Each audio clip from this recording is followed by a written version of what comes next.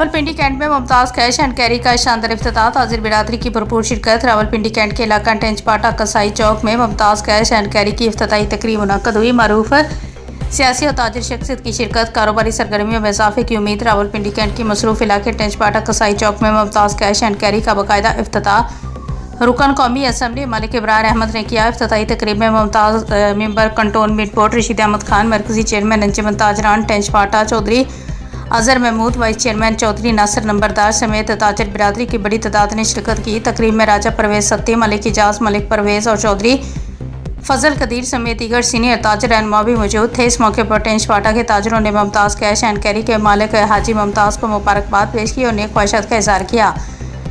ताजिर रहनुमाओं का कहना था कि नए कारोबारी मराकज़ के क़याम से इलाके में माशी सरगर्मियाँ बढ़ेंगी और मुकामी अफराद को रोज़गार के बेहतर मौक़े मुयस्सर आएंगे। कैमरा मैन मलिक यूसुफ के साथ फारूक अहमद, रावलपिंडी।